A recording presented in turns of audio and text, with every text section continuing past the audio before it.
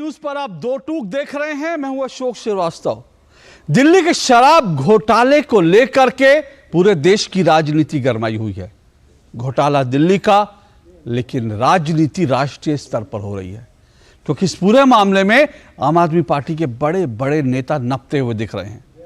अब तक दो बड़े नेता, जैसा आप जानते हैं, जेल में जा चुके हैं और संजय सिंह के जेल में जाने के बाद इस मामले पर बीजेपी और कांग्रेस दोनों ही एग्रेसिव हो गए हैं।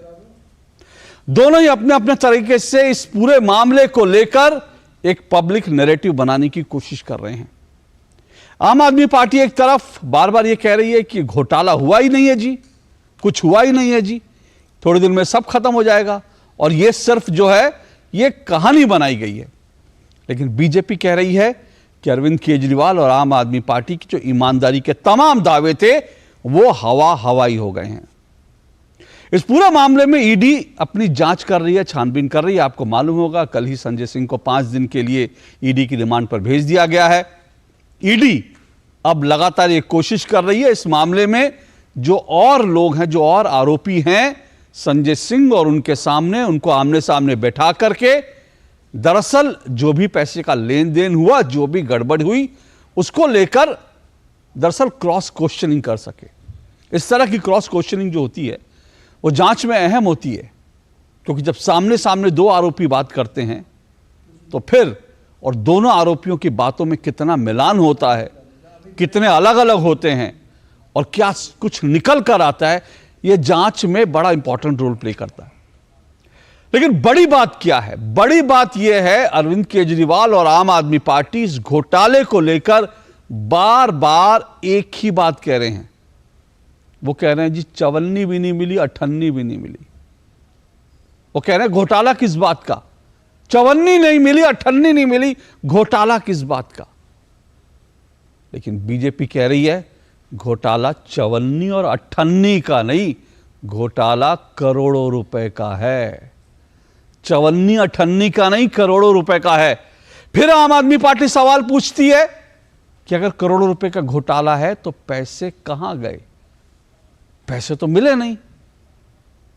उसका जवाब कल संबित पात्रा ने भी प्रेस कॉन्फ्रेंस में दिया था, और बीजेपी लगातार कह रही है कि ये पैसे जो हैं ये घर में छुपा के नहीं रखे जाते, बल्कि ये पैसे अलग अलग काम में उड़ा दिए जाते हैं, और इस केस में भी ऐसा ही हुआ। पर सवाल यह है, अगर पैसे नहीं है तो आरोप साबित कैसे होगा? और यहीं पर जांच एजेंसियों के सामने एक बड़ी चुनौती है। हालांकि जो जांच एजेंसियों ने दस्तावेज तैयार किया, आरोप पत्र तैयार किया है, उसमें पैसे के लेन देन को लेकर के जांच एजेंसियों ने बड़े साफ शब्दों में लिखा है। यहां तक लिखा है कि कहां कहां पैसे दिए गए, संजय सिंह को कहां पैसे मिले। अब यह सवाल उठ सकता है कि यह जानकारी जो है वो वास्तविक है, सही है, या जैसा आम आदमी पार्टी कह रही है कि ये तमाम जो है, ये स्क्रिप्ट जो है बीजेपी दफ्तर में लिखी गई है। लेकिन सवाल यह भी है, जांच एजेंसियां इस पूरे मामले में जो इलेक्ट्रॉनिक एविडेंस अपनी जांच को साबित करने के लिए, अपनी बात को पुख्ता साबित करने के लिए दे रही हैं, वो एविडेंस जो हैं वो अपने आप में मजबूत एविडेंस हैं। और अगर एविडेंस मजबूत नहीं होते तो दो चीजें होती। एक, मनीष सिसोदिया को अब तक बेल मिल चुकी होती जो नहीं मिली। दूसरा, संजय सिंह को भी अगर कोई प्रूफ ही नहीं होता तो फिर 5 दिन के लिए रिमांड पर क्यों दिया गया? और फिर मैं फिर कह रहा हूं, ये जो इलेक्ट्रॉनिक एविडेंस दिए गए हैं ये पुख्ता एविडेंस हैं, लेकिन फिर भी अभी इन एविडेंस की न्यायालय में परीक्षा होनी बाकी है। और यहीं पर यह सारा मामला जो है आकर इंपॉर्टेंट हो जाता है, और यही इस पूरे मामले की सबसे अहम चीज है। सबसे अहम पक्ष यही है कि जो इलेक्ट्रॉनिक एविडेंस है, जो सब कुछ है, वो एविडेंस जो है, वो एविडेंस अदालत में किस हद तक जो है पुख्ता साबित होते हैं। आज इन्हीं सब पर चर्चा करेंगे। राजनीतिक आरोप प्रत्यारोप एक तरफ है, लेकिन इस बात को जानना समझना जरूरी है कि चवन्नी अठन्नी कहां गई, और क्या खेल चवन्नी अठन्नी का है कि करोड़ों रुपए का है। इसी पर चर्चा होगी। इससे पहले आगे बढ़े, आइए जरा सुनिए दोनों तरफ से क्या दावे किए जा रहे हैं।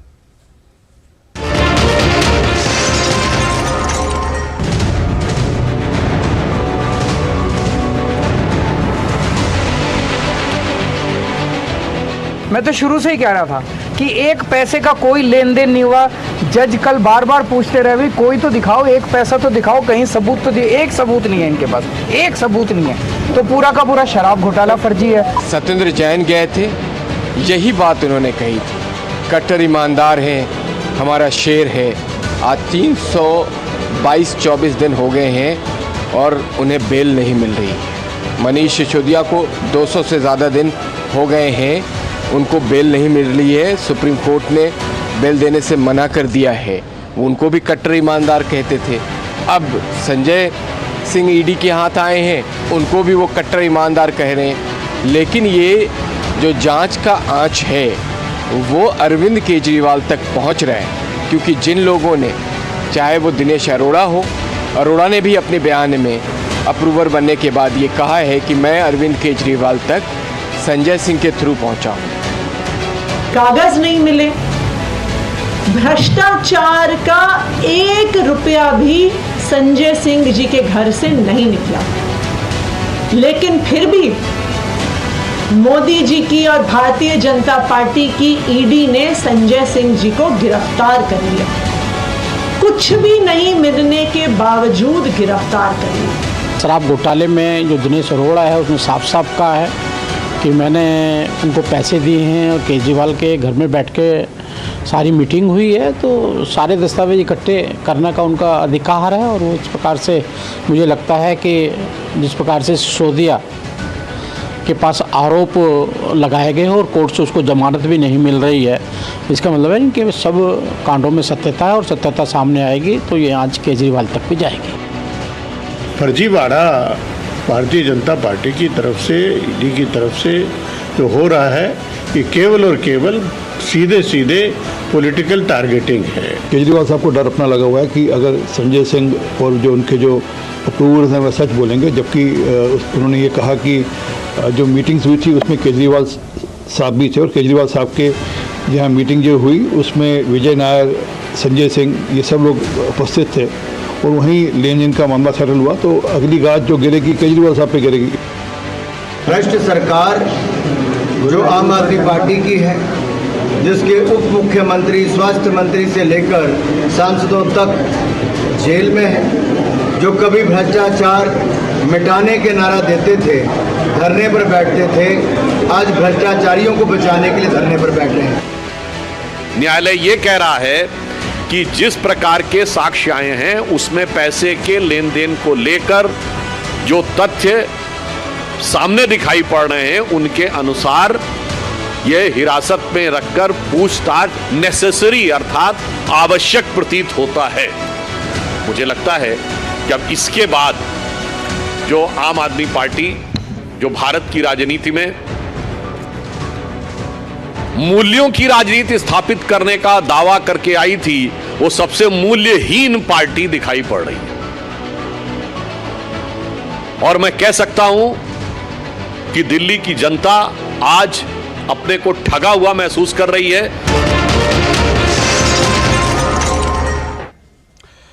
तो देखिए, इसी पर आज चर्चा होगी। दोनों तरफ के बयान आपने सुने, लेकिन आज चर्चा इसी विषय पर। और फिर कह रहा हूं, बात यह हो रही है कि ना चवन्नी मिली ना अठन्नी मिली, घोटाला कैसे?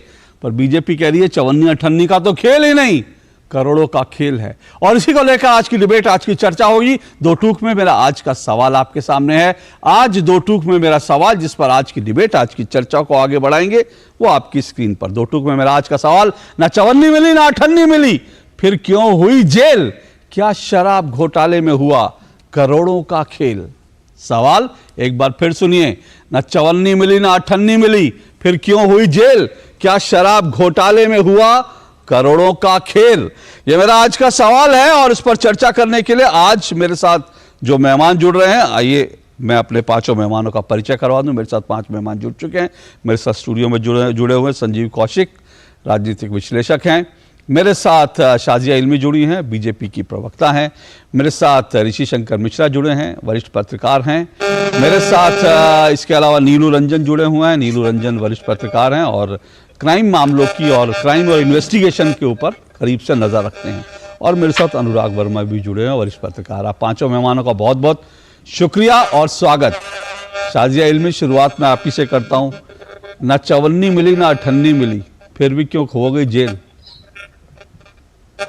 अशोक जी, जैसा कि आपने अभी भी कहा कि यहाँ पे करोड़ों के खेल की बात हुई है और चवन्नी और अठन्नी का भ्रष्टाचार तो उन्होंने बहुत पहले ही छोड़ दिया। मैं आपको क्यों बताना चाहती हूँ, क्योंकि बार बार मैं सुन रही हूँ आतिशी जी का बयान जो आप चला रहे हैं और लोगों का भी, कि क्या मिला।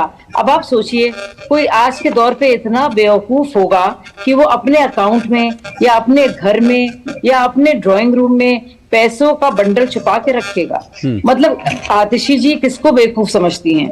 इतना कोई बेवकूफ नहीं है, वो लोग कुछ ज्यादा ही शाने हैं, लेकिन कोई इतना बेवकूफ नहीं है।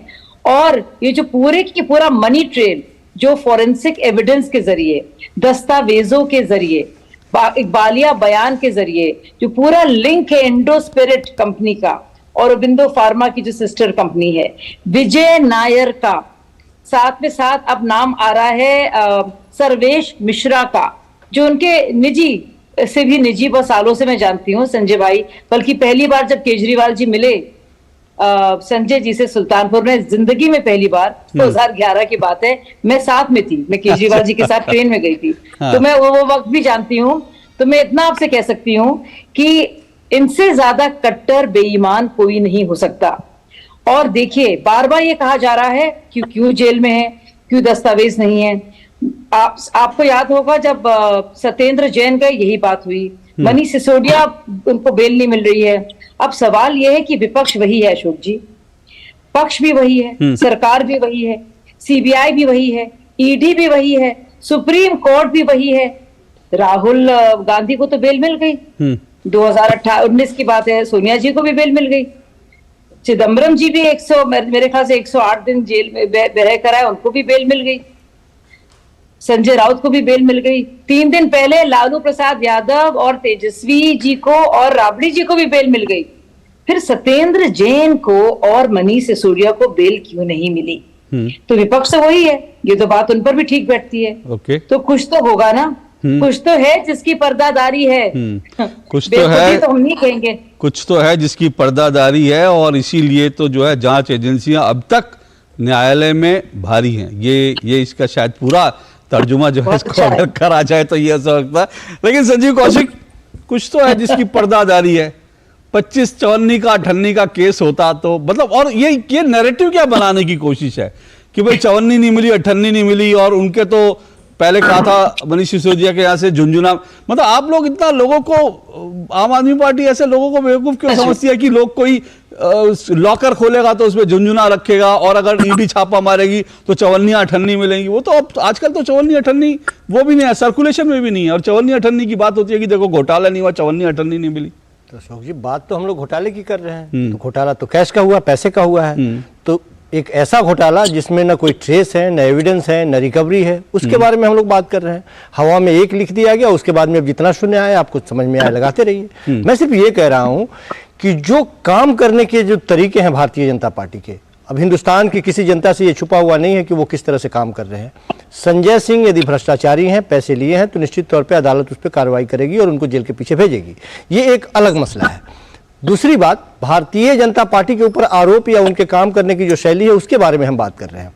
मैं बार बार ये बात कहता हूं कि जिस तरह से ईडी ने ही गिरफ्तारी की, ठीक है, जिस अरोड़ा के नाम पे ये सारी कहानियां कही जा रही है कि अरोड़ा ने पैसे दिए, उसमें से 3 करोड़ से 2 करोड़, 2 करोड़ से 1 करोड़, उनके साथी सर्वेश मिश्रा की बात आ रही है। मैं बार बार ये बात कह रहा हूं कि यदि ये सारी कहानी एक अरोड़ा की बात पे हुई है तो अरोड़ा ने ही पहले कहा है कि नहीं, इस तरह की कोई बात नहीं है। पहले 1 अगस्त को उसी अरोड़ा को बेल दे दी गई थी, उसी अरोड़ा को दोबारा बुलाया जाता है और वो अप्रूवर बनता है और उसके बाद में वो स्टेटमेंट देता है। एक आदमी जो इतना ढुलमुल हो कि पहले कोई और स्टेटमेंट देता है, जब वो साथ में जेल में हिरासत में होता है तो कोई और स्टेटमेंट देता है, उस व्यक्ति के आरोप पर इतनी बड़ी गिरफ्तारी कर ली जाती है। हम तो उम्मीद ये रख रहे थे कि यदि ईडी गिरफ्तार कर रही है तो पूर्ववर्ती जिस तरह की गिरफ्तारियां हुई हैं उससे इतर इस बार तो कम से कम वो बताए कि क्या मिला हमें, क्या क्या मिला संजय सिंह के साथ साथ और कौन कौन से। अदालत को वो बता नहीं पा रही है। अदालत लगातार इस पूरे घोटाले के बारे में अदालत अलग फटकार लगा रही है कि आपके पास है क्या सबूत, वो तो दिखाइए। मतलब यदि इतना पुराना केस है, अदालत फटकार लगा रही है, अदालत को कुछ नहीं मिल रहा, लेकिन अदालतें फिर भी जो है जमानत नहीं दे रही है। देंगी ना, आप चिंता नहीं करें, थोड़ा सा वक्त लगता है ना।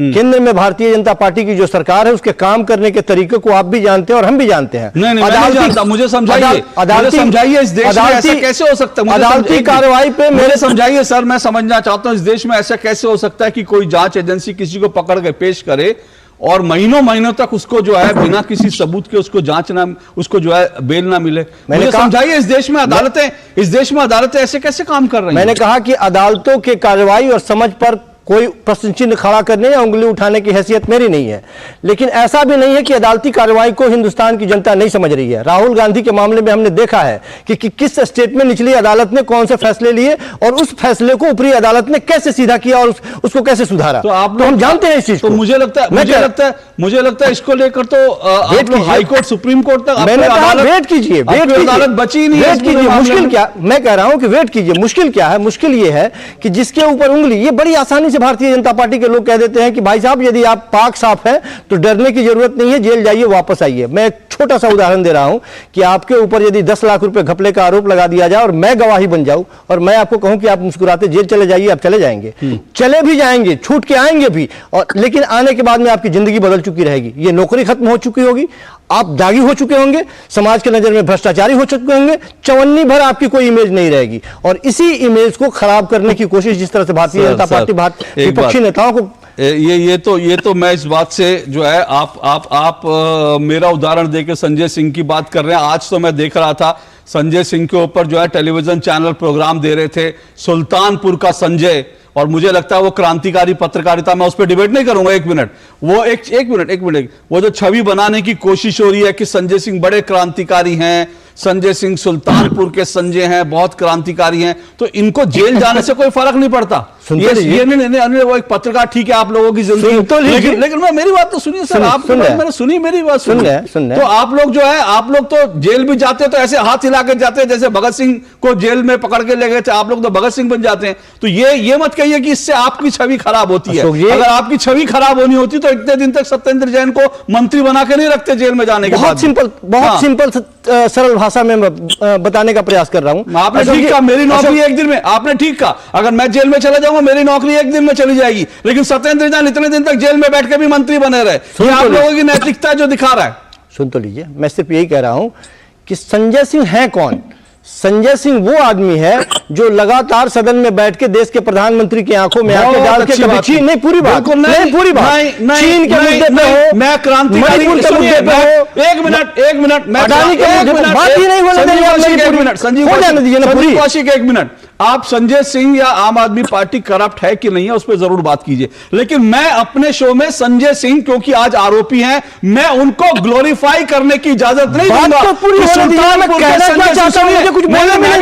मैं भी बताता हूं सर, संजय सिंह कौन है। संजय सिंह वो है जो एक गरीब, सुनिए, जो एक गरीब मार्शल का गला पकड़ के संसद में उसके ऊपर घूसा चलाते हैं। तो यदि आप चाहते हैं कि आपका लिखा हुआ स्क्रिप्ट पढ़ दे तो संभव नहीं है, ऐसा संभव नहीं है। ईडी के लिखे हुए स्क्रिप्ट को वो अरोड़ा पढ़ रहा है। आप सांसद बन जाए, आपको हक है गरीब मार्शल, भारतीय जनता पार्टी के लिखे स्क्रिप्ट को वो अरोड़ा पढ़ रहा है। भारतीय जनता पार्टी के लिखे स्क्रिप्ट को वो अरोड़ा पढ़ रहा है, और आप चाहते हैं कि हम आपके स्क्रिप्ट को यहाँ पर। आपको संजीव कौशिक, आप इस केस पे बात कीजिए, घंटों बात कीजिए, मुझे कोई आपत्ति नहीं है, लेकिन संजय सिंह आरोपी है।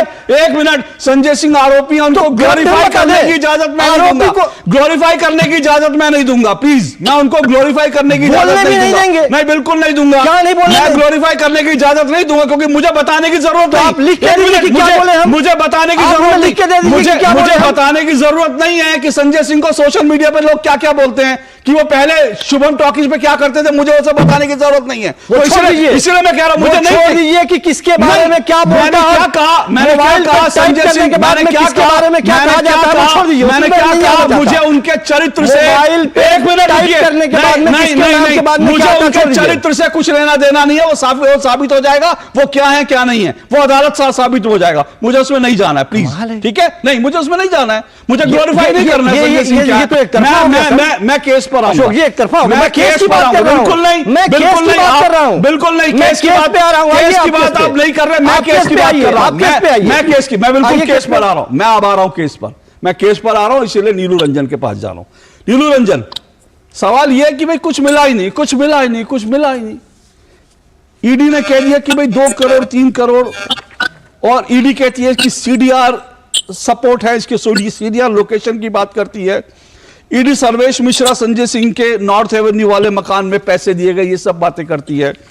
पर इससे क्या साबित होता है, इससे क्या साबित कर पाएंगे आप? कहीं ऐसा तो नहीं है कि संजय सिंह को हम दागी करार दें, उनका हम पूरा एक सांसद के ऊपर लांछन लगा दिया जाए, उनको 10 दिन 15 दिन 20 दिन जेल में रखें, और उसके बाद पता चले कि कुछ है ही नहीं, टाइम फिर कुछ इसमें सब्सटेंस है, ठोस चीजें हैं। सवाल तो यही है ना। देखिए, मैं राजनीतिक बयानबाजी में नहीं जाऊंगा, राजनीतिक बिल्कुल, मैं आपसे जांच के पक्ष की बात करूंगा। हाँ, मैं सिर्फ जांच की करूंगा। और ईडी इस मामले में 5 चार्जशीट दाखिल कर चुके, एक मेन चार्जशीट और 4 सप्लीमेंट्री। उस चार्जशीट को पढ़ने की जरूरत है, और कल जो संजय सिंह का रिमांड का जो एप्लीकेशन है, उस एप्लीकेशन को पढ़ने की जरूरत है। अगर सिर्फ दिनेश अरोड़ा के बयान के आधार पर संजय सिंह को गिरफ्तार किया जा रहा है तो वो गलत है। लेकिन वो जो 1 करोड़ रुपए दिए गए, वो 1 करोड़ रुपए दिनेश अरोड़ा के पास आए कहां से? वो किसी हवाला ऑपरेटर ने 3 करोड़ दिए उनको, उस हवाला ऑपरेटर को किसी ने फोन किया कि इनको 3 करोड़ देना है। वो 3 करोड़ जिस आदमी ने दिए और जैसे उनके पास आया तो उस वक्त सबके लोकेशन, मोबाइल फोन के लोकेशन है। उसके बाद जब यहां पे आके वो पैसे सौंप रहे हैं, जिसको सौंप रहे हैं, उन दोनों का मोबाइल का लोकेशन वहां पे है। सबके वहां पे पीएमएलए के तहत बयान दर्ज है कि हाँ, इतने तारीख को ये मिले थे, इनको पैसे दिए थे, इसमें से यहां गए, जिसको गए सबके बयान दर्ज है वहां पे। तो कोलैबोरेटिव ऑडिट एविडेंस जो है वो है।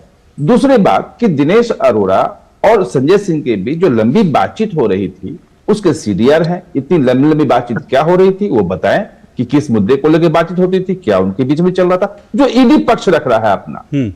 जहां तक पैसे के एविडेंस की बात है, तो अगर आप जो दूसरी सप्लीमेंट्री चार्जशीट है ईडी की, उसको अगर ध्यान से पढ़ें तो उसमें ईडी ने डिटेल बताया है कि कैसे जो नई आबकारी नीति बनी उसके पहले ही उसकी डील शुरू हो गई थी।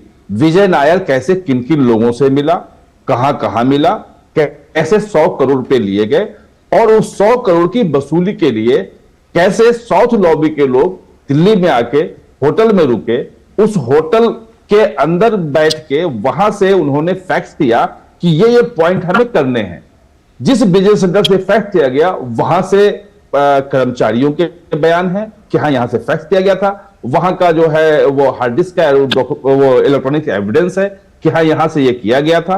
और उसके बाद मनीष सिसोदिया का जो पीएस हुआ करते थे सी अरविंद, उनका बयान है कि ये कभी भी 12% कमीशन देने की बात नहीं आई थी। ये डॉक्यूमेंट हमें 16 मार्च को दिया गया, 17 मार्च को, और इसमें पहली बार 12% की बात हमारी थी, और वो भी जीओएम में बना। इतने सारे जो एविडेंस आ रहे हैं जो ईडी दावा कर रहा है, अगर वो एविडेंस गलत हैं, वो अगर ये प्रूफ कर दें कि ये एविडेंस सारे के सारे गलत हैं, ये सब झूठे हैं, तो बिल्कुल छूट जाएंगे। लेकिन अगर इतने सारे एविडेंस हमारे सामने आ रहे हैं और जो सब लोग आपस में कोलैबोरेटिव हैं, कोई एक दूसरे को काट नहीं रहा है, तो उसको कैसे आप झुठला सकते हो? मैं सिर्फ एविडेंस की बाकी अदालत फैसला करेगी कि एविडेंस में कितना दम है या कितना नहीं है। जो 100 करोड़ की बात है उसमें 31 करोड़ रुपया जो दिनेश अरोड़ा कह रहे हैं कि जी मेरे थ्रू आया और हमने उसको गोवा में लगाया, तो दिनेश अरोड़ा के पास कैसे आया, बोयमपल्ली ने कब कब दिया, कितने कितने करोड़ गए, वहां से वो जो गया क्या बोलते हैं गोवा में गया तो किसके पास गया, वो जोशी कौन था, वो किस कंपनी का मालिक था, उसने जो यूज किया वो कहां पोस्टर लगे, कहां बैनर लगे, कहां कैश में दिया गया, कितने वो है, वो करीब 30-40 लोगों के बयान है उसमें भाई, ये पहले के तहत। और सबने कहा है कि हाँ हमें ये काम दिया गया था, इतने हमें कैसे मिलते थे, इतना ये मिलते थे, यहां से हमें ये पैसे देते, यहां से हमें ये पैसे यानी एक अकेला बयान नहीं है जिसको लेकर चर्चा चल रही है। 428 पेज की जो सप्लीमेंट्री फर्स्ट सप्लीमेंट्री चार्जशीट है, वो मैं सिर्फ उसके बात कर रहा हूं। उसमें जो डॉक्यूमेंट्री एविडेंसेस तो हजारों पेज में उसमें दिए गए होंगे, तो मैं वही कह रहा हूं कि वो पढ़ने की एक बार जरूरत है। बाकी देखिए राजनीति होती है, हाँ ठीक है, बिल्कुल। लालू यादव को और सजा हो चुकी है, चौटाला जी को सजा हो चुकी है, आज भी कहते हैं कुछ झूठा फंसाया गया, ठीक है, राजनीति तो करेंगे उसमें हमें बिल्कुल जो राजनीति में राजनीति करेगा, लेकिन जो फैक्ट है उसको भी समझना होगा। और ये बार बार एक अकेले दिनेश अरोड़ा की जो है गवाही पर नहीं हुआ, लेकिन इसमें यह भी बात है दिनेश अरोड़ा, अमित अरोड़ा की से 10 बार पूछताछ हुई थी, और ये बाद में उन्होंने खुद स्वीकारा कि संजय सिंह इतने प्रभावशाली व्यक्ति हैं, सब जानते हैं, वो सांसद हैं और वो एक प्रभावशाली व्यक्ति हैं, और वो जो है आम आदमी पार्टी में अरविंद केजरीवाल के बाद 2 नंबर पर हैं। और जो व्यक्ति संसद के अंदर, भरी संसद के अंदर एक मार्शल को घूंसा मार सकता हो, तो उससे तो कोई भी डरेगा भाई। तो इसीलिए उन्होंने कहा कि भाई हम प्रभावशाली व्यक्ति, इसलिए उन्होंने नहीं किया था। लेकिन मैं फिर अशोक जी, बात पैसे की नहीं है। महादेव लिकर्स को L1 का लाइसेंस था, वो पैसे नहीं दे रहा था। मैं आता हूं उस पे, सुनिए, मैं आता हूं उस पे, क्योंकि ये जो आप कह रहे हैं, ये जो लीकर का जो पूरा बिजनेस था, ये भी तो एविडेंस है ना, मैं इस पे भी जरूर बात करूंगा। लेकिन उससे पहले ऋषि शंकर मिश्रा, सवाल ये कि एक पूरा नैरेटिव, एक पूरी ये थ्योरी है कि भाई पैसे नहीं मिले तो घोटाला नहीं हुआ ही नहीं। क्या ये थ्योरी जो है अपने आप में ये थ्योरी मजबूत है? ये कहना कितना सही है कि भाई पैसे नहीं मिले तो घोटाला ही नहीं हुआ? देखिए, हर एक दोषी ये कहता है कि मेरी आवाज आ रही है? जी आ रही है। देखिए, हर एक आरोपी ये कहता है कि मैं निर्दोष हूं। तो ये जो आरोपी है उनको कहीं ना कहीं कोर्ट में ऐसे सबूत रखने होंगे, और जैसे संजीव कौशिक जी कह रहे थे। लेकिन देखिए, कल कोर्ट का जो ऑब्जर्वेशन है अशोक जी, उस पर भी हम सबको ध्यान देना होगा कि कोर्ट का ऑब्जर्वेशन, ये जरूर कोर्ट का ऑब्जर्वेशन है कि दिनेश अरोड़ा के अलावा, ऐसा कोर्ट ने कहा है, दिनेश अरोड़ा के अलावा कोई ईडी के पास कोई पुख्ता सबूत नहीं है जिसमें यह बताए कि मनीष सिसोदिया ने डायरेक्ट पैसा लिया हो। जब मनीष सिसोदिया ने डायरेक्ट पैसा नहीं लिया तो मनी लॉन्ड्रिंग का मामला कैसे बनता है? तो ये ईडी को साबित करना होगा। जैसे वरिष्ठ पत्रकार बता रहे थे, कोलैबोरेटिंग एविडेंस है, लेकिन डायरेक्ट मनीष सिसोदिया ने पैसा लिया, किससे लिया, ये चेन जो है, चेन ऑफ एविडेंस स्थापित करने में अभी तक ईडी सफल नहीं रही है। तो कई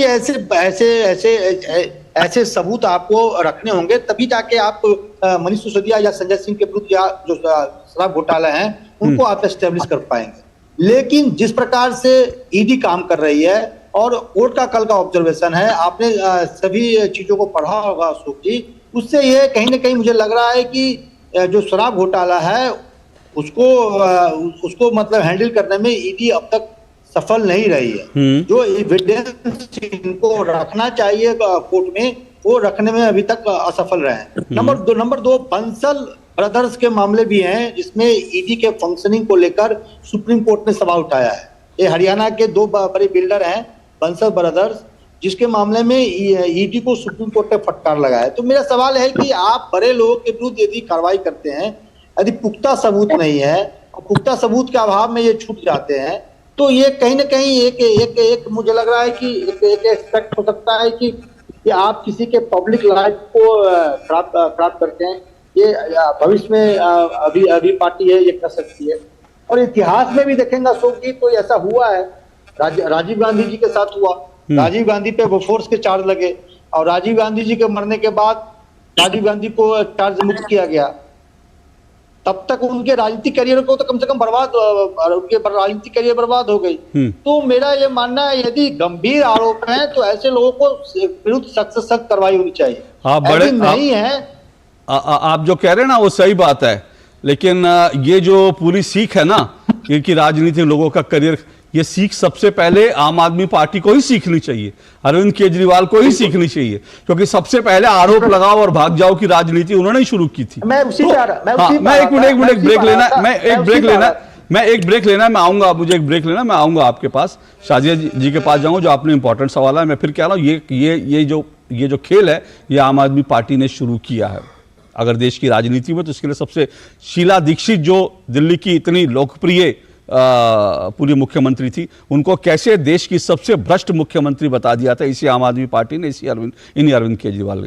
तो पर ये मैं आऊंगा शाजिया में आपके पास इस सवाल को लेकर कि क्या ईडी ये जो चल रहा है कि भाई ये जो ईडी कर रही है, साबित करना बड़ा जरूरी है, और कहीं ऐसा तो नहीं है कि आरोप लगाकर उसके बाद ईडी साबित नहीं कर पाए तो फिर बड़े सारे सवाल उठ जाएंगे। अभी भी यही सवाल कल भी उठे हैं। उन सब सवालों पर आपके पास आऊंगा, लेकिन इस छोटे से ब्रेक के बाद।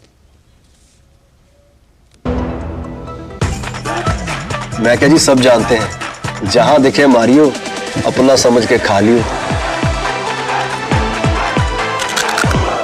शुरू करो, डालो बुनियाद, घर महल नजर आएगा। वंडर लाइए, वंडर अपनाइए, फर्क नजर आएगा। वंडर सीमेंट, फर्क नजर आएगा। गोल्डी छोले मसाले, जहां जाए रिश्ते बनाए, जहां जाए रिश्ते बनाए, गोल्डी मसाले। श्री अन्न को दी गई प्राथमिकता से देश के छोटे किसान, हमारे आदिवासी भाई बहन जो किसानी करते हैं, उनको आर्थिक संबल मिलेगा और देशवासियों को एक स्वस्थ जीवन मिलेगा। माननीय प्रधानमंत्री के आह्वान पर श्री अन्न यानी मिलेट्स को एक नई पहचान मिली है और जन जन इसे अपना रहा है और जन भागीदारी की मुहिम चल पड़ी है। इस पहल से वैश्विक मंच पर कम पानी की खपत वाली सघन एवं पोषक फसलों को बढ़ावा मिलेगा। मिलेट्स जलवायु अनुकूल हैं और आसानी से उगाए जा सकते हैं, जिससे किसानों की आमदनी में भी बढ़ोतरी होगी। इंटरनेशनल ईयर ऑफ मिलेट्स के जरिए श्री अन्न की खपत में वृद्धि होगी, पोषण सुरक्षा मिलेगी और मिलेट्स की अंतर्राष्ट्रीय बाजार में एक नई पहचान सुनिश्चित होगी। प्रोटीन, विटामिन, खनिजों से भरपूर मिलेट्स ग्लूटेन फ्री होते हैं, जो स्वास्थ्य के लिए भी सर्वश्रेष्ठ हैं। आइए भोजन में श्री अन्न को अपनाएं, जीवन को स्वस्थ और समृद्ध बनाएं। दिन दिनक दिन, दिनक दिन, दिन दिनक दिन, तुम जाना दिन। अरे गोविंदा जी, आप यहाँ? हाँ बबुआ, हम यहाँ। पर तुम क्या छुपा रहे हो वहाँ? कुछ भी तो नहीं। जब दांत खाज की खुजली पे ना हो काबू, तो उसे गमछे से नहीं छुपाते बाबू। तो फिर उसे भगाए कैसे? जालिम लोशन लगाकर दांत खाज की खुजली, एक्जिमा जड़ से निकाले। अभी खरीदे जालिम लोशन। वाह भैया, थारी तो घनी धाकड़ पहचान से। अरे वाह मयंक, थारी तो धाकड़ पहचान हो रखी से। आजकल तो बड़े धाकड़ों से घनी पहचान हो रही हमारे मोहल्ले वालों की। सही कहे। हमारी भी लग जाती सरकारी नौकरी अगर लोगों की तरह किसी धाकड़ आदमी से हमारी जान पहचान होती।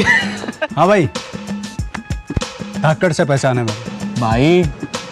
कौन है यो धाकड़, ताऊ या मामा? अरे न ताऊ न मामा, धाकड़ है मोदी जी और मनोहर लाल जी। उन्होंने बिना खर्ची पर्ची के मेरिट पर भर्ती कराई।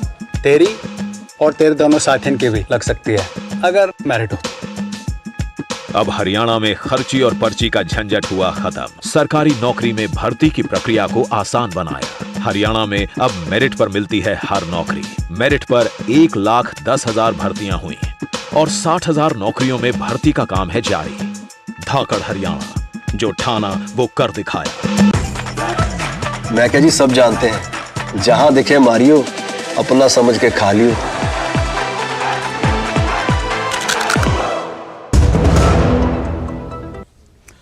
दोस्तों आप देख रहे हैं ना, 54 करोड़ों का खेल। एक तरफ शराब घोटाले में आम आदमी पार्टी कहती है 54 नहीं मिली, 58 नहीं मिली, घोटाला कैसे हुआ? लेकिन बीजेपी कहती है घोटाला तो करोड़ों रुपए का हुआ। कम से कम इसकी जो चार्जशीट है ईडी की वो पढ़िए।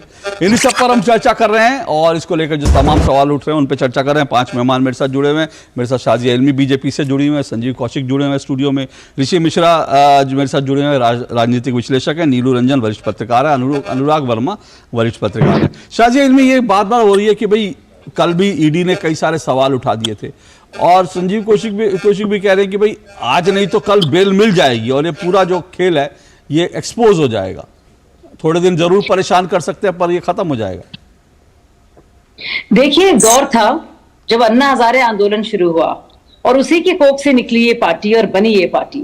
और आप सोचिए, ये मिशन था और ये पूरी जिद थी हम सब की उस वक्त कि हम लोग एक ऐसी राजनीति को लेकर आएंगे जो किसी भी तरह से भ्रष्टाचारी नहीं हो और वो किसी ना किसी तरह से साफ सफाई उसमें होगी और पूरी जो गंदगी है उससे निजात मिलेगी, जो राजनीति का एक हिस्सा हो गई थी। यूपी 2 के करप्शन के दौर पर ही पूरा मूवमेंट हुआ। मैं एक अदना सी सिपाही थी, आम आदमी पार्टी बनी भी नहीं थी, अन्ना हजारे आंदोलन था। वो दिन और आज का दिन, बावजूद इसके कि एक आबकारी नीति है और लाई गई, फिर वो आबकारी नीति वापस भी ली गई। उस दौरान चाहे वो इंडो स्पिरिट हो, चाहे वो पेरनो का लाइसेंस हो, चाहे वो होल सेल या विक्रेता हो, या फिर खुदरा व्यापारी हो, या फिर ब्लैक लिस्टेड कंपनीज हो, और उन सबके तार जुड़े हुए हैं अब अलग अलग तरीकों से। और उस पर एक के बाद एक, मतलब एक कोई सीक्रेट भी नहीं है। जो दिल्ली में था वो जानता है किस तरह से धड़ल्ले से शराब की बिक्री हो रही थी और ये 1 for 2 for with 1 दिया जा रहा था, वो मॉडल चल रहा था। तो आप सोचिए उस सबके बावजूद, और ये इसके बावजूद कि मनीष सिसोदिया बाकायदा जेल के अंदर हैं और उनको 7 महीने हो गए लगभग, और तब भी अभी भी बात हो रही है कि भाई एविडेंस क्या है। अगर अब इतनी अच्छी पॉलिसी तो वापस क्यों ली? पॉलिसी में इतने ढेर सारे जो प्लेयर्स के नाम हम बार बार सुन रहे हैं, जो इसमें पूरे एक्टर्स हैं, तो आप बताइए कहां से आए? चाहे वो के कविता हो, या साउथ ग्रुप हो, या समीर महेंद्रू हो, या फिर इंडो स्पिरिट्स हो, या फिर विजय नायर जो सलाहकार हो, या फिर फोनों को नष्ट करने की बात आई, किस तरह से फेस टाइम कॉल किया गया, बाकायदा इस बात का वेरिफिकेशन किया गया कि हाँ भाई ये हमारे लोग हैं, पैसा पहुंचा दो। तो आप सोचिए इतना सब तो सामने है, और इसमें सामने क्या है, 85% से ज्यादा जो है बढ़ोतरी हुई सेल्स की। साबित हो पाएगा क्या? ये बड़ा सवाल ये है शाजिया ने, ये चीजें साबित करनी होंगी। जी, सबसे पहले तो ना तो मैं ईडी की तरफ से बोल सकती हूँ, मेरे ख्याल से एडिशनल सॉलिसिटर जनरल हैं एसवी राजू जी, वो पूरा केस रख रहे हैं, उसकी वकालत हो रही है उस मामले की।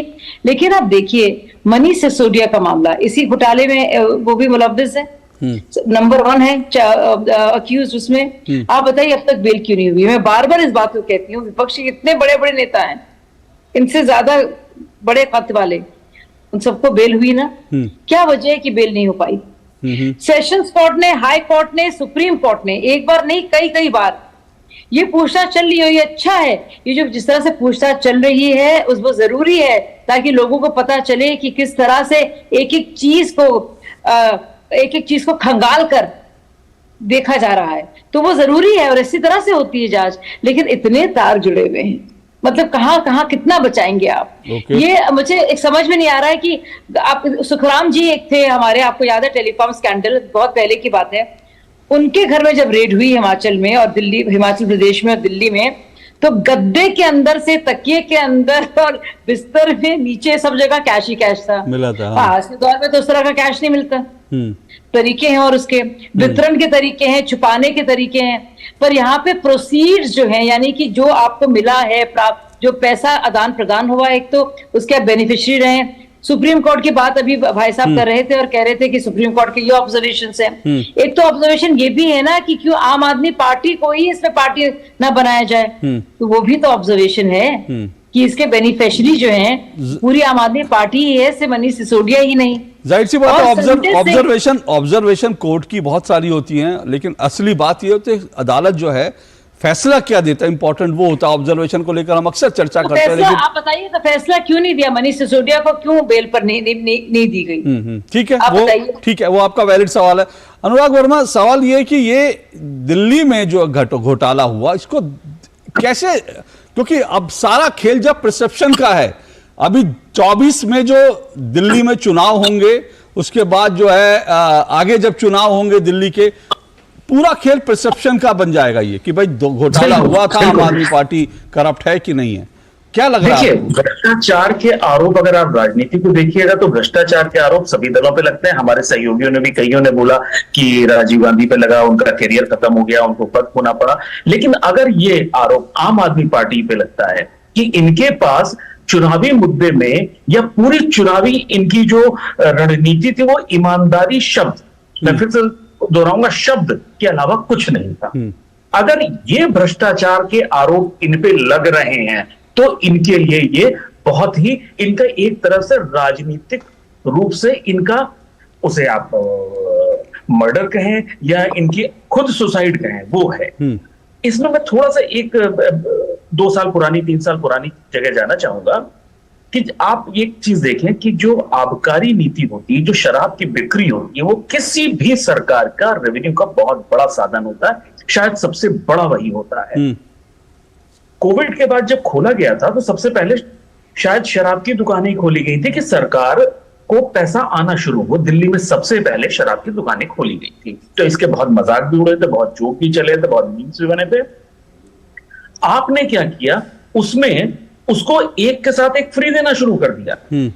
अगर आप एक के साथ एक फ्री दे रहे हैं तो उसमें 2 चीजें हैं, या तो आप उसमें सरकार का जो रेवेन्यू लॉस कर रहे हैं, सरकार के खजाने को नुकसान पहुंचा रहे हैं, या दूसरा उसका कंजम्पशन बढ़ा रहे हैं। तो अगर आप ये कहते हैं कि हमने कंजम्पशन बढ़ा के उस रेवेन्यू को मैच कर लिया है, तो आप क्या अपनी जो हमारी यंग जनरेशन है, जो हमारा युवा है, उसको क्या आप इस तरह से बढ़ाना चाहते हैं? उसको ये समाज और ये देश देना चाहते हैं कि हम उसको, जो पहले 1 बोतल पीता था दिन में, तो वो अब 2 बोतल पी सकता है। आप क्या ये इस तरह का देश और समाज बनाना चाह रहे हैं?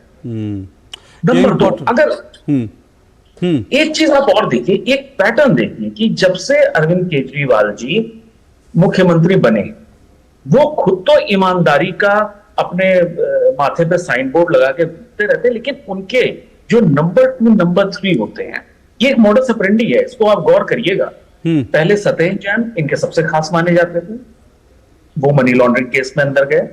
मनीष सिसोदिया जी एकदम चीफ मिनिस्टर के एकदम परछाई माने जाते थे, वो जेल में है इतने दिनों से। अब मनीष सिसोदिया के जेल जाने के बाद आज जो सबसे खास आदमी माने जाते हैं, संजय सिंह माने जाते हैं। तो इसका मतलब ये है कि कहीं ना कहीं दिल्ली के मुख्यमंत्री श्री अरविंद केजरीवाल जी का जो भ्रष्टाचार का ताना बाना होता है, वो उनके जो नंबर 2 नंबर 3 लोग होते हैं, उनके आसपास बिना हुआ होता है। वो अपने आप को ईमानदार बनके कहीं ना कहीं बचाते रहते हैं और अपने लोगों को जेल भेजते रहते हैं। ओके, संजीव कौशिक रिस्पॉन्ड करना चाहते हैं। संजीव कौशिक, ये तो बड़े सारे सोशल मीडिया पे भी बड़े इस बारे में लोग बात करते रहते हैं। देखिए, परसेप्शन की ही बात हो रही है और सर भी वही बात कर रहे थे। मैं सिर्फ ये कह रहा हूँ कि यदि संजय सिंह घोटालेबाज ही होते, इतने बड़े पैसे ही ले चुके होते, रकम ले चुके होते, तो इतने बड़े बेवकूफ़ भी नहीं होते कि सदन में बैठ करके लगातार वो सवाल करते और प्रधानमंत्री की आंखों में आंखें डाल करके हर एक नीतियों की आलोचना करते और लगातार छेड़ते रहते। क्या बड़ी बात, या तो पैसा कमा लेते, नहीं तो राजनीति कर लेते। मेरी बात तो सुनिए ना, अरे पूरी हो जाने दीजिए। दोनों सज्जन लगातार, आप लगातार कहते रहे कि नहीं, उनसे ये उम्मीद नहीं थी और हमसे जो उम्मीद थी वो हम नहीं बोल पाए। ओके, ये क्या बात हो गई? ये क्या बात हो गई? ये क्या बात हो गई? संजय जी, गाँव देहात में,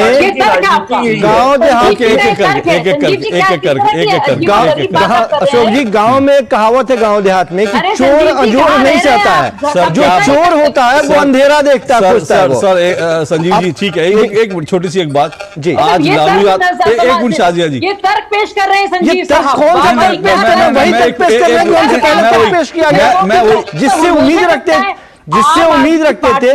दिल्ली की जनता ने 20 साल से ज्यादा हो गए बीजेपी को बाहर का रास्ता दिखा दिया।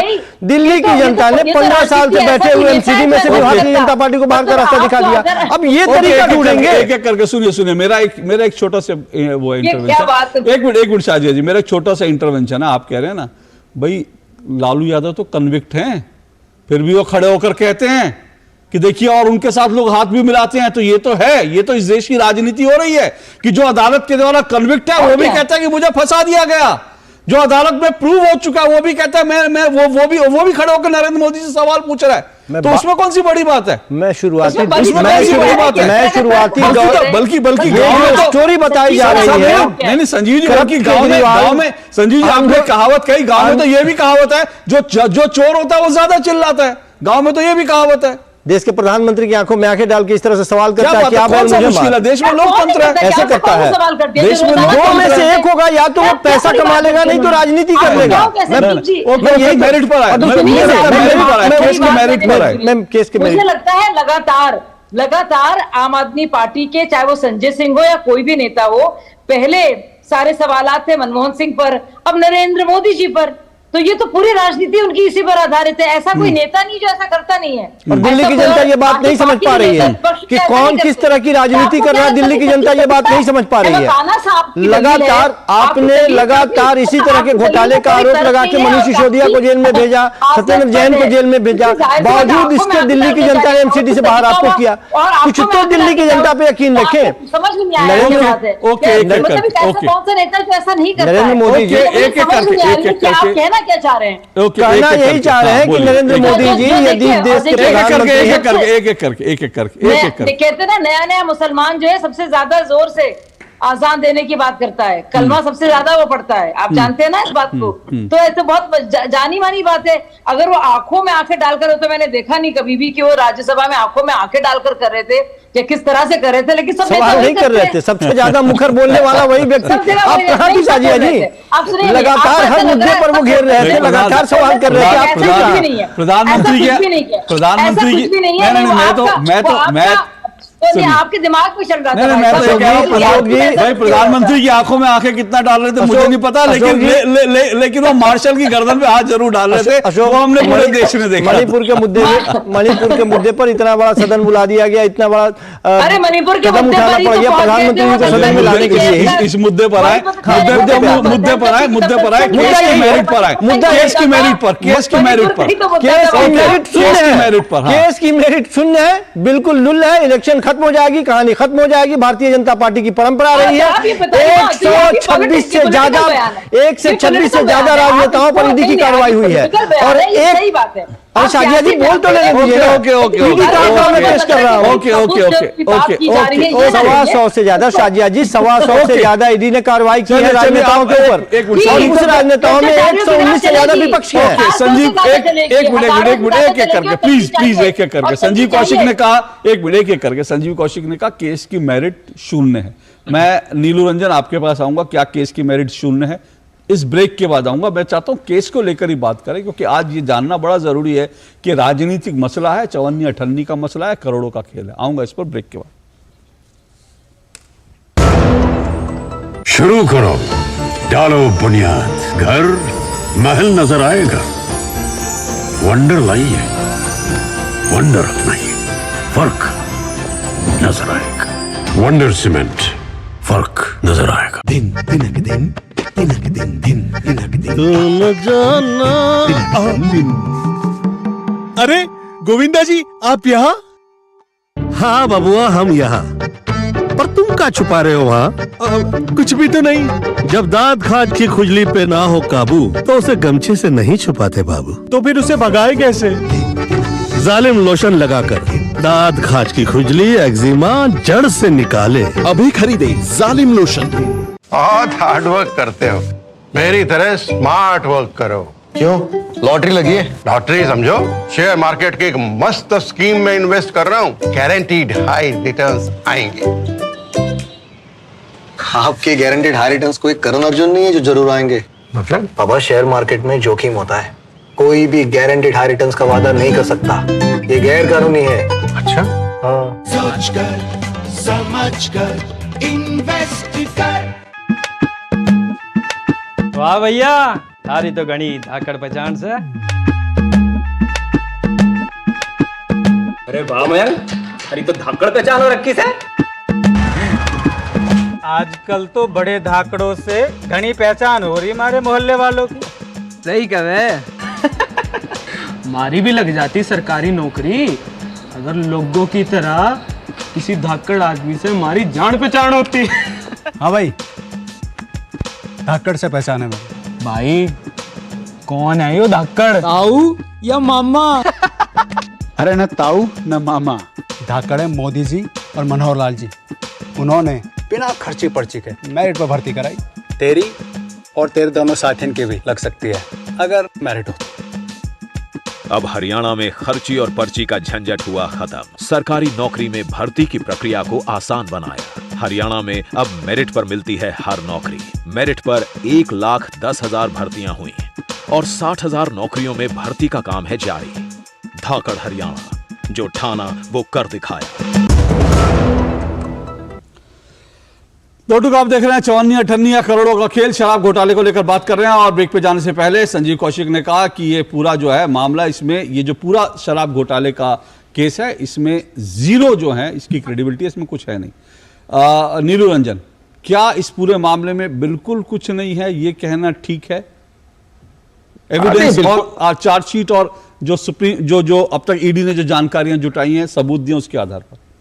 नहीं, मैं बिल्कुल, मैंने पहले आपको कहा कि ईडी की अगर चार्जशीट देख ले, 5 चार्जशीट है, एक मेन है, 4 सप्लीमेंट्री है, तो आपको बहुत मिल जाएगा।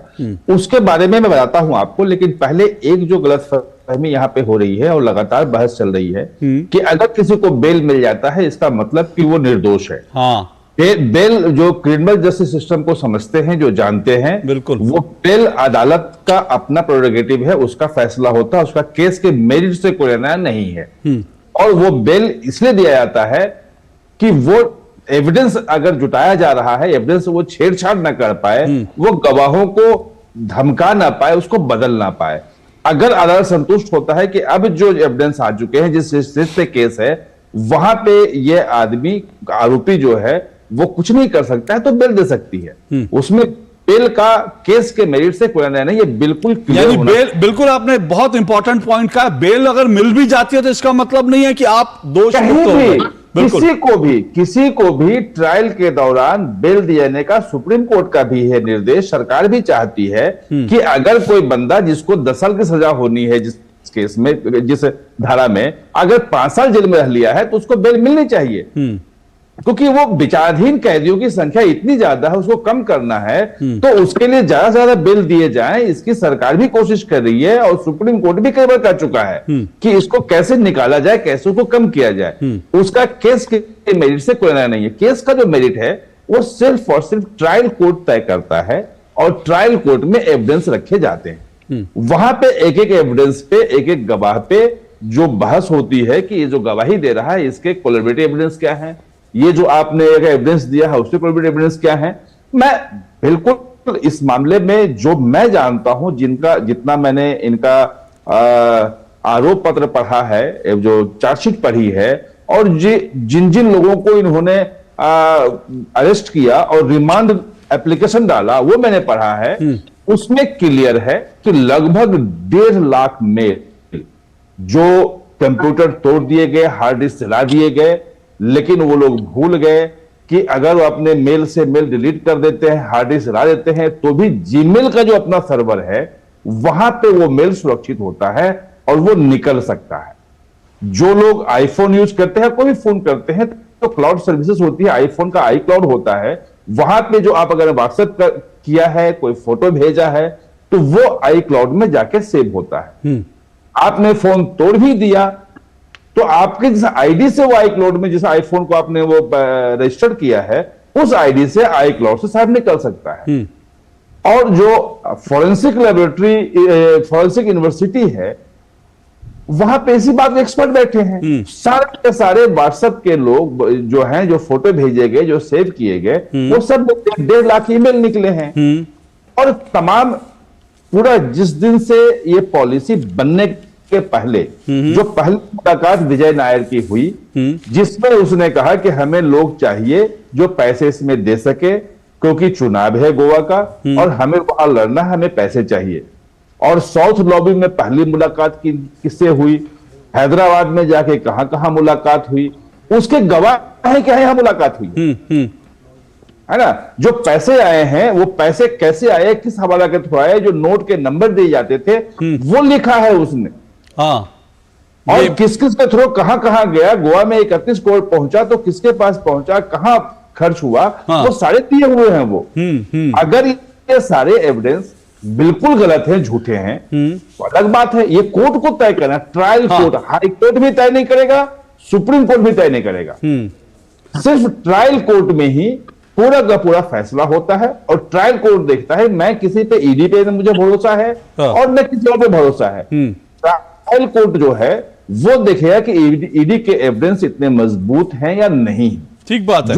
ये चार्जशीट में लगता है, चार्जशीट में जो ईडी दावा कर रहा है वो ये कि हमारे एविडेंस बहुत मजबूत हैं, एविडेंस देखने में लगते हैं कि है। ठीक ठीक ठीक। ऋषि शंकर मिश्रा, इंपॉर्टेंट बात यह है जो नीलू रंजन कह रहे हैं कि भाई CDR लोकेशन, जो आदमी कह रहा है पैसा दिया, जो आदमी कह रहा है इनको यहाँ पे पैसा दिया, ये थे, उनके जो मोबाइल फोन के लोकेशन है वहीं पे मिल रहे हैं। 1.5 लाख से ज्यादा जो है ईमेल जो फोन तोड़ दिए गए, जो डिलीट कर दिए गए, वो ईडी ने जुटाए हैं, उसके आधार पे बात चल रही है। तो ईडी भी हवा में काम नहीं कर रही है। हो सकता है वो बात ये है कि भाई अदालत में साबित कितना कर पाते हैं, लेकिन ईडी इसमें काम तो कर रही है और डिटेल में जाके काम कर रही है। देखिए अशोक जी, ना हम नीलू रंजन जी की बात पे विश्वास करते हैं, ना आम आदमी पार्टी में बीजेपी। देखिए जो कोर्ट का ऑब्जर्वेशन है उसको तो हम लोग कम से कम मान सकते हैं। जो कोर्ट का ऑब्जर्वेशन कल क्या कोर्ट ने कहा है कि विगत 15 महीनों में जो ये ईडी अभी जो अपना पक्ष रखी है 15 महीनों में, उसमें ये साबित नहीं कर पाई है कि मनीष सिसोदिया के अकाउंट में या मनीष सिसोदिया के पास से 1 रुपया भी मिला है।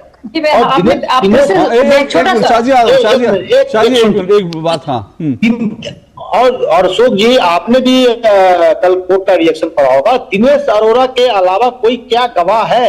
और दिनेश अरोड़ा खुद अभियुक्त है और सरकारी गवाह है। और सरकारी गवाह के अलावा बोले तो दीजिए, आप बोले तो एक मिनट शाजिया जी, एक मिनट। हाँ जल्दी से अपनी बात पूरी कीजिए। सरकारी गवाह के अलावा, अरे सुन तो लीजिए, सरकारी गवाह के अलावा ईडी के पास कोई गवाह नहीं। और दिनेश अरोड़ा खुद, अरे आप एंकर हैं क्या? एक मिनट सुनिए, मेरे पास समय बिल्कुल कम है, जल्दी से अपनी बात सब लोग को जाना है अभी, और आप दोहरा रहे हैं अपनी बात को। आपने चौथी बार यही बात कही है, मैं उसी के मैं भी चौथी बार इसका जवाब दे दूंगी। अगर कोर्ट पूरी तरह से संतुष्ट है तो इसमें आप नई बात नहीं कह रहे थे, वही बात को आप दोहरा रहे हैं, ठहरा रहे हैं, बल्कि चौथा रहे हैं इतनी बात। तो वही बात की कोर्ट का ऑब्जर्वेशन ये है, आपका यही एक पॉइंट है। तो मैं आपसे पूछना चाहूंगी, अगर कोर्ट को, सुप्रीम कोर्ट को, सुप्रीम कोर्ट को ऐसा लगता है कि पूरे तथ्य पूरी तरह से उनमें कोई डॉट्स मिल नहीं पा रहे हैं और कहीं ना कहीं इन बिंदुओं को जोड़ा नहीं जा सकता, जैसे कि आप कह रहे हैं, तो ऐसे क्या वजह है कि मनीष सिसोदिया के सेशन से लेकर हाई कोर्ट से सुप्रीम कोर्ट तक 3 बार सुप्रीम कोर्ट में उनको बेल नहीं दी गई, क्यों उनको रखा जा रहा है? बताइए। मैं माफी चाहता हूं, मेरे पास समय बिल्कुल नहीं है। नीलू रंजन 30 सेकंड में आप कुछ इंपॉर्टेंट इंफॉर्मेशन जोड़ना चाह रहे हैं? मैं बिल्कुल, मैं ये कह रहा हूं कि सरकारी गवाह बनने का और गवाह होने का दोनों का फर्क सिर्फ इतना है कि सरकारी गवाह बनते ही दिनेश अरोड़ा कोर्ट के जज के सामने, मजिस्ट्रेट सामने आप बयान देंगे और बताएंगे कि क्या क्या हुआ। वो ईडी का बयान नहीं होगा, वो जज के सामने बयान होगा जो सच वहां रखेंगे। ओके। मैं ऋषि शंकर 30 सेकंड में अगर आप अपने कोई नई इंफॉर्मेशन जोड़ना चाहे जल्दी से। ऋषि शंकर मिश्रा नहीं, ऋषि शंकर मिश्रा, मुझे लगता है शाजिया जी आपने नाराज कर दिया मेरे गेस्ट को। मैं माफी चाहता हूँ ऋषि शंकर जी, आपने ठीक है,